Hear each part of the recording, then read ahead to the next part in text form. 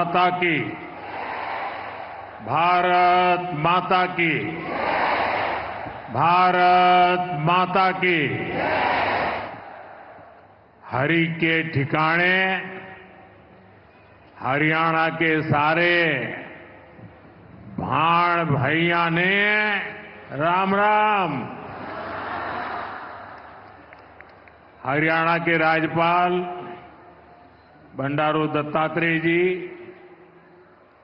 यहां के लोकप्रिय और ऊर्जावान मुख्यमंत्री श्रीमान नायब सिंह जी, केंद्रीय मंत्रिमंडल के मेरे सहयोगी निर्मला सीतारमण जी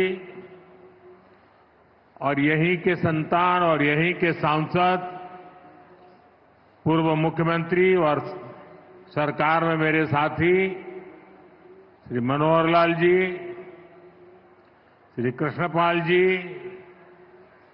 हरियाणा सरकार में मंत्री श्रुति जी, आरती जी,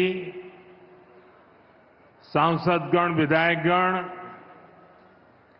देश के अनेकों एलआईसी केंद्रों से जुड़े हुए सभी साथी और प्यारे भाई और बहनों, आज महिला सशक्तिकरण की दिशा में भारत एक और मजबूत कदम उठा रहा है। आज का दिन और भी वजहों से विशेष है। आज 9 तारीख है। शास्त्रों में 9 अंक को बहुत शुभ माना जाता है। 9 अंक 9 दुर्गा की 9 शक्तियों से जुड़ा है। हम सब साल में नवरात्र के 9 दिन शक्ति की उपासना करते हैं। आज का दिन भी नारी शक्ति की उपासना जैसा ही है। साथियों, आज 9 दिसंबर को ही संविधान सभा की पहली बैठक हुई थी। ऐसे समय में जब देश संविधान के 75 वर्ष का महोत्सव मना रहा है, 9 दिसंबर की ये तारीख हमें समानता की, विकास को सर्वस्पर्शी बनाने की प्रेरणा देती है। साथियों, विश्व को नीति और धर्म का ज्ञान देने वाली महान धरती पर आज के दिन आना और भी सुखद है। इस समय कुरुक्षेत्र में अंतर्राष्ट्रीय गीता जयंती महोत्सव भी चल रहा है। मैं गीता की इस धरती को प्रणाम करता हूं, नमन करता हूं। मैं पूरे हरियाणा को, यहां के देशभक्त लोगों को राम राम करता हूं। हरियाणा ने एक है तो सेफ है इस मंत्र को जिस तरह अपनाया, वो पूरे देश के लिए उदाहरण बना है। साथियों, हरियाणा से मेरा रिश्ता, मेरा लगाव किसी से छिपा नहीं है। आप सभी ने हम सभी को इतना आशीर्वाद दिया। लगातार तीसरी बार हरियाणा में भाजपा सरकार बनाई। इसके लिए मैं हरियाणा के हर परिवारजन का वंदन करता हूं। सैनी जी की नई सरकार को अभी कुछ हफ्ते ही हुए हैं वैसे तो, और उनकी प्रशंसा पूरे देश में हो रही है। सरकार बनने के तुरंत बाद जिस तरह यहां बिना खर्ची, बिना पर्ची के हजारों नौजवानों को पक्की नौकरियां मिली हैं, वो देश ने देखा है। अब यहां डबल इंजन की सरकार डबल रफ्तार से काम कर रही है। साथियों, चुनाव के दौरान आप सभी माताओं बहनों ने नारा दिया था, महारा हरियाणा, नॉन स्टॉप हरियाणा। उस नारे को हम सभी ने अपना संकल्प बना दिया है। उसी संकल्प के साथ मैं आज आप सबके दर्शन करने के लिए आया हूं और मैं देख रहा हूं जहां मेरी नजर पहुंच रही है, माताएं बहनें इतनी बड़ी तादाद में। साथियों, अब यहां देश की बहनों बेटियों को रोजगार देने वाली बीमा सखी योजना की शुरुआत की गई है। बेटियों को भी यहां बीमा सखी के प्रमाण पत्र दिए गए हैं। मैं देश की सभी बहनों को बहुत बहुत बधाई देता हूं। साथियों, कुछ साल पहले मुझे यहां पानीपत से बेटी बचाओ बेटी पढ़ाओ अभियान शुरू करने का सौभाग्य मिला था। इसका सकारात्मक प्रभाव हरियाणा के साथ साथ पूरे देश में हुआ। अकेले हरियाणा में ही बीते दशक में हजारों बेटियों का जीवन बचा है। अब 10 साल बाद इसी पानीपत की धरती से बहनों बेटियों के लिए बीमा सखी योजना का शुभारंभ हुआ है। यानी हमारा पानीपत एक प्रकार से नारी शक्ति की प्रतीक भूमि बन गया है। साथियों, आज भारत साल 2047 तक विकसित होने के संकल्प के साथ चल रहा है।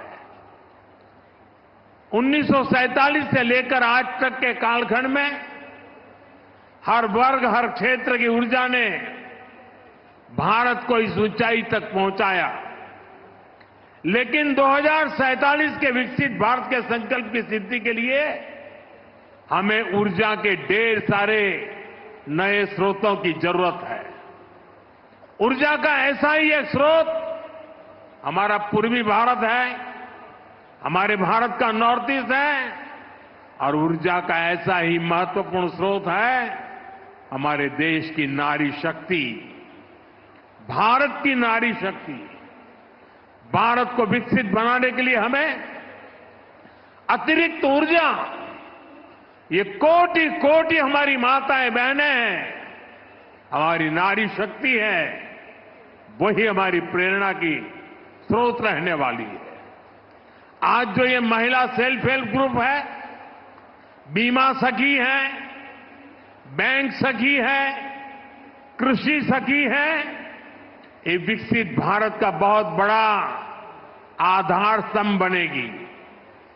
साथियों, नारी को सशक्त करने के लिए बहुत आवश्यक है कि उन्हें आगे बढ़ने के खूब अवसर मिले, उनके सामने से हर बाधा हटे। जब नारी को आगे बढ़ने का अवसर मिलता है तो वो देश के सामने अवसरों के नए द्वार खोल देती है।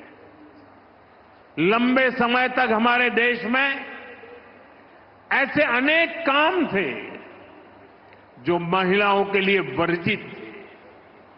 वहां महिलाएं काम कर ही नहीं सकती थी। भाजपा की हमारी सरकार ने बेटियों के सामने से हर बाधा को हटाने की ठानी। आज आप देखिए, सेना के अग्रिम मोर्चों में बेटियों की तैनाती हो रही है। हमारी बेटियां अब बड़ी संख्या में फाइटर पायलट बन रही है। आज पुलिस में भी बड़ी संख्या में बेटियों की भर्ती हो रही है। आज बड़ी बड़ी कंपनियों को और उसकी कमान हमारी बेटियां संभाल रही है।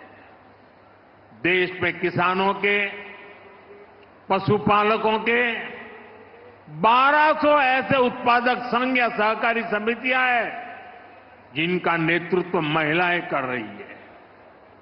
खेल का मैदान हो या पढ़ाई का, बेटियां हर क्षेत्र में बहुत आगे चल रही है।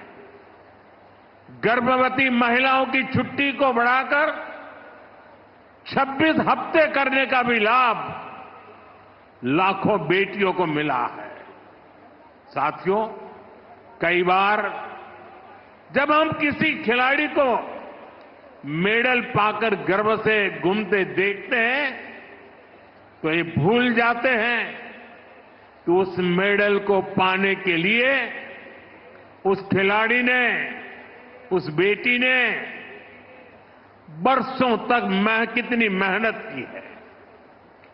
कोई एवरेस्ट पर तिरंगे के साथ फोटो खिंचवाता है तो उस खुशी में हम ये भूल जाते हैं कि वो व्यक्ति कितने वर्षों के संघर्षों के बाद एवरेस्ट की ऊंचाई पर पहुंचा है।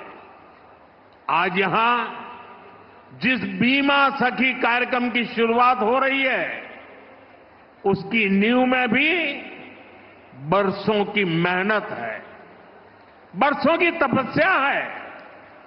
आजादी के 60-65 सालों बाद भी अधिकतर महिलाओं के पास बैंक खाते नहीं थे, यानी पूरी बैंकिंग व्यवस्था से ही महिलाएं कटी हुई थी। इसलिए हमारी सरकार ने सबसे पहले माताओं बहनों के जनधन बैंक खाते खुलवाए और आज मुझे गर्व है कि जनधन योजना से 30 करोड़ से ज्यादा बहनों बेटियों के बैंक खाते खुले। क्या आपने कभी सोचा है अगर ये जनधन बैंक खाते ना होते तो क्या होता?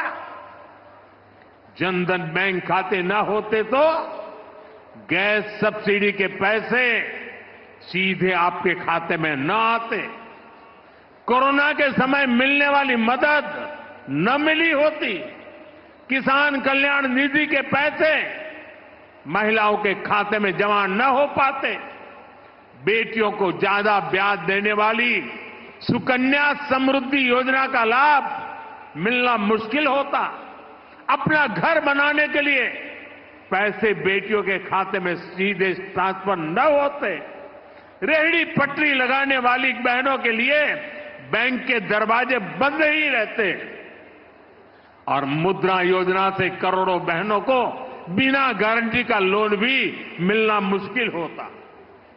महिलाओं के पास अपने बैंक खाते थे, इसलिए वो मुद्रा लोन ले पाई, पहली बार अपने मन का काम शुरू कर पाई।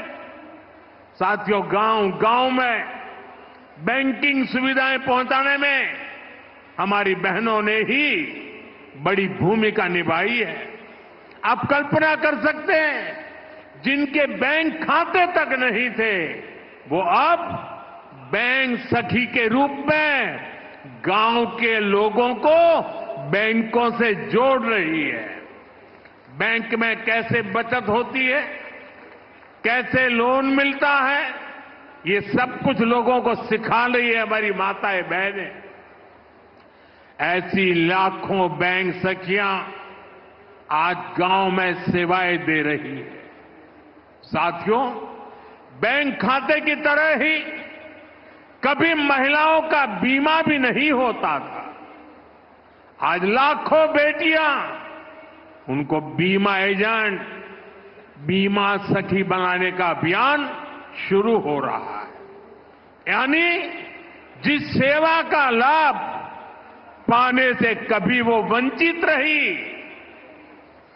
आज उसी सेवा से दूसरे लोगों को जोड़ने का जिम्मा उन्हें दिया जा रहा है। आज बीमा जैसे सेक्टर के विस्तार का नेतृत्व भी एक प्रकार से अब महिलाएं ही करेंगी। बीमा सखी योजना के तहत 2 लाख महिलाओं को रोजगार के अवसर देने का लक्ष्य है। बीमा सखी कार्यक्रम के माध्यम से 10वीं पास बहनों बेटियों को ट्रेनिंग दी जाएगी, उन्हें 3 साल तक आर्थिक मदद भी दी जाएगी, भत्ता दिया जाएगा। बीमा के सेक्टर से जुड़ा डेटा बताता है कि एक एलआईसी एजेंट हर महीने औसतन एवरेज 15,000 रुपये कमाता है। इस हिसाब से देखें तो हमारी बीमा सखियां हर वर्ष 2.25 लाख रुपये से अधिक कमाएगी। बहनों की ये कमाई परिवार को अतिरिक्त आय देगी। साथियों, बीमा सखियों के इस काम का महत्व सिर्फ इतना ही नहीं है कि उन्हें हर महीने हजारों रुपया कमाई होगी। बीमा सखियों का योगदान इससे कहीं अधिक होने वाला है। विकसित होते हमारे देश में इंश्योरेंस फॉर ऑल हम सभी का ध्येय है। ये सोशल सिक्योरिटी के लिए, गरीबी को जड़ से मिटाने के लिए अति आवश्यक है। आज बीमा सखी के रूप में आप जिस भूमिका में आ रही है, उससे इंश्योरेंस फॉर ऑल उस मिशन को बल मिलेगा। साथियों, जब व्यक्ति के पास बीमा की ताकत होती है तो कितना लाभ होता है, इसके उदाहरण भी हमारे सामने हैं। सरकार प्रधानमंत्री जीवन ज्योति बीमा और प्रधानमंत्री सुरक्षा बीमा योजनाएं चला रही है। इसके तहत बहुत ही कम प्रीमियम पर 2-2 लाख रुपए तक का बीमा कराया जाता है। देश के 20 करोड़ से ज्यादा लोग जो कभी बीमा के बारे में सोच भी नहीं सकते थे, उनका बीमा हुआ है। इन दोनों योजनाओं के तहत अभी तक करीब 20,000 करोड़ रुपए की क्लेम राशि दी जा चुकी है। आप कल्पना कीजिए, किसी का एक्सीडेंट हुआ, किसी ने अपने स्वजन को खोया, उस मुश्किल परिस्थिति में ये 2 लाख रुपए कितने काम आए होंगे। यानी बीमा सखियां देश के अनेक परिवारों को सामाजिक सुरक्षा का कवच देने जा रही है, पुण्य का काम करने जा रही है। साथियों, भारत में पिछले 10 साल में ग्रामीण महिलाओं के लिए जो क्रांतिकारी नीतियां बनी, जो निर्णय लिए हैं, वो वाकई स्टडी का विषय है। बीमा सखी, बैंक सखी, कृषि सखी, पशु सखी, ड्रोन दीदी, लखपति दीदी, ये नाम भले ही बड़े सहज से लगते हो, सामान्य लगते हो, लेकिन ये भारत का भाग्य बदल रहे हैं। खास तौर पर भारत का सेल्फ हेल्प ग्रुप अभियान महिला सशक्तिकरण की ऐसी गाथा है जिसे इतिहास में स्वर्ण अक्षरों में लिखा जाएगा। हमने महिला सेल्फ हेल्प ग्रुप को ग्रामीण अर्थव्यवस्था में परिवर्तन लाने का बड़ा माध्यम बनाया है। आज देश भर की 10 करोड़ बहनें सेल्फ हेल्प ग्रुप से जुड़ी हैं। उनसे जुड़कर महिलाओं की कमाई हो रही है। बीते 10 साल में हमने सेल्फ हेल्प ग्रुप की महिलाओं को 8 लाख करोड़ रुपए से ज्यादा की मदद दी है। साथियों, मैं देश भर में सेल्फ हेल्प ग्रुप से जुड़ी बहनों से भी कहूंगा, आपकी भूमिका असाधारण है, आपका योगदान बहुत बड़ा है। आप सभी भारत को दुनिया की तीसरी बड़ी आर्थिक ताकत बनाने के लिए काम कर रही है। इसमें हर समाज, हर वर्ग, हर परिवार की बहनें जुड़ी हैं। इसमें सबको अवसर मिल रहे हैं। यानी सेल्फ हेल्प ग्रुप का ये आंदोलन सामाजिक समरसता को, सामाजिक न्याय को भी सशक्त कर रहा है। हमारे यहां कहा जाता है कि एक बेटी पढ़ती है तो 2 परिवार पढ़ते हैं। वैसे ही सेल्फ हेल्प ग्रुप से सिर्फ एक महिला की आय बढ़ती है, इतना ही नहीं है। इससे एक परिवार का आत्मविश्वास बढ़ता है, पूरे गांव का आत्मविश्वास बढ़ता है। इतना काम, इतना बड़ा काम आप सभी कर रहे हैं। साथियों, मैंने लाल किले से 3 करोड़ लखपति दीदी बनाने की भी घोषणा की है। अभी तक देश भर में 1 करोड़ 15 लाख से अधिक लखपति दीदी बन चुकी है। ये बहनें हर साल 1 लाख रुपए से अधिक की कमाई करने लगी है। सरकार की नमो ड्रोन दीदी योजना से भी लखपति दीदी अभियान को बल मिल रहा है। हरियाणा में तो नमो ड्रोन दीदी की बहुत चर्चा है।